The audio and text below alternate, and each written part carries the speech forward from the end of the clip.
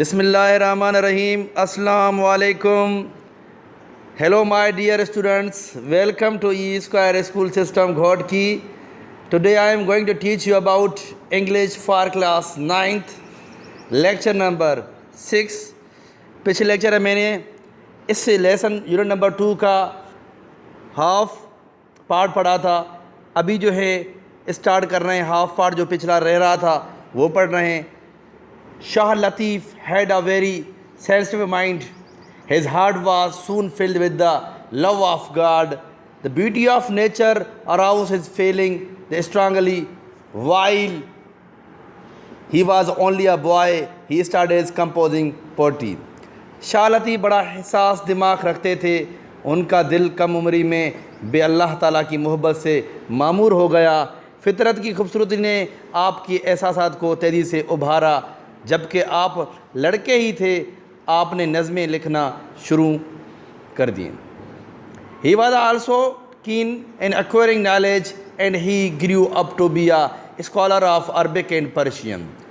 आप इल्म हासिल करने की बहुत शौकीन थे और बड़े होकर आप अरबी और फ़ारसी के बड़े आलिम बने। When he was 20, he married a noble and good lady. जब आप 20 साल के हुए तो आपकी शरीफ और अच्छी खातून से शादी हो गई। He showed great kindness to his wife and lived at home for many years.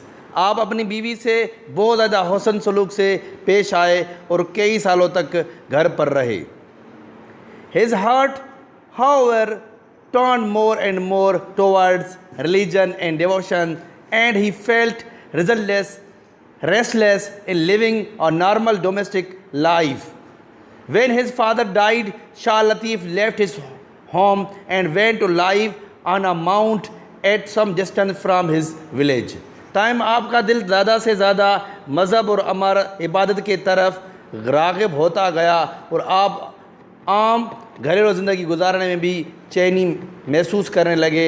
जब आपके वालिद का इंतकाल हुआ तो शायद अब्दुल लतीफ़ ने अपना घर छोड़ दिया और अपने गांव से कुछ फासले पर एक टेले पर रहने के लिए चले गए।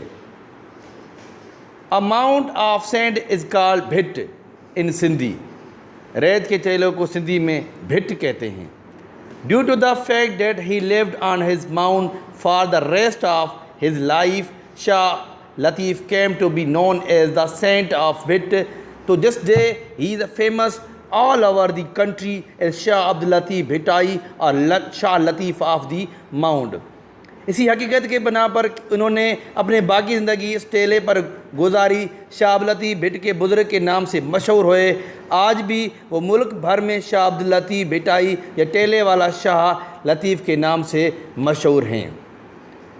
As days passed, Latif's love of God grew more and more until he found pleasure only in devotion and spent most of his time in prayer and deep thinking.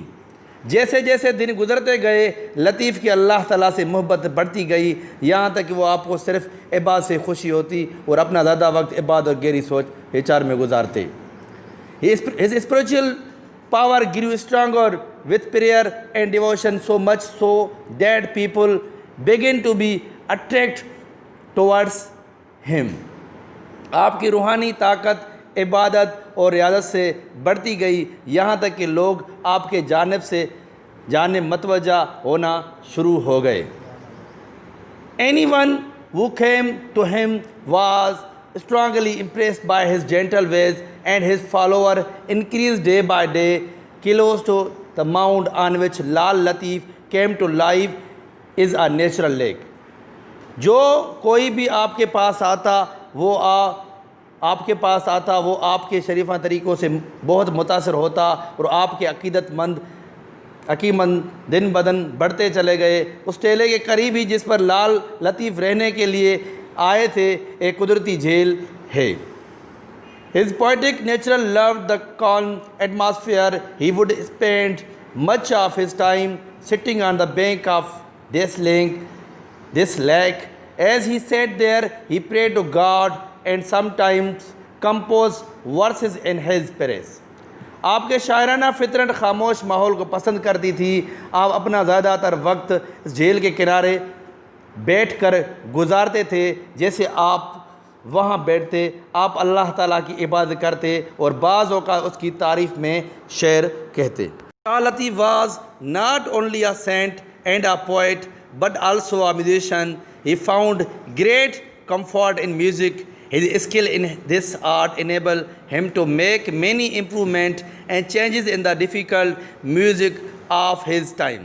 Shah Abdul Latif न सिर्फ़ एक बुज़ुर्ग और शायर थे बल्कि एक मौसीकार भी थे। आपको मौसीकी में बड़ा सुकून मिलता था। उस फ़न में महारत ने उन्हें उसे काबिल बना दिया कि उस वक्त के मुश्किल मौसीकी में आपने बहुत से इस्लाह और तब्दीलियाँ की।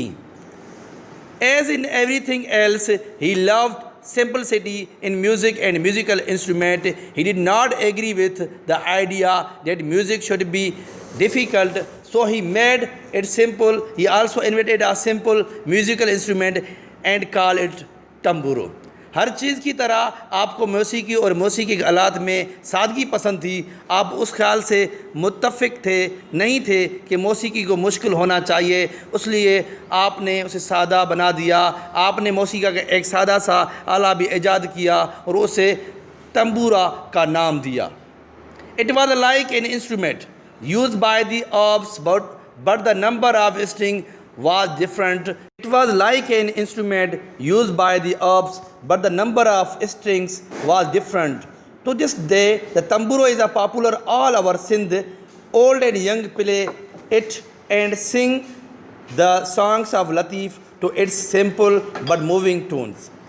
ये इस तरह का एक आला था जिसे अरब इस्तेमाल करते थे, लेकिन तारों के तादाद मुख्तलिफ थे। आज तंबूरा पूरी सिंध में मशहूर है। बूढ़े और जवान से बजाते हैं। उसकी सादा मुतासिर कन धुनों पर शाह अब्दुल लतीफ़ के गीत गाए जाते हैं।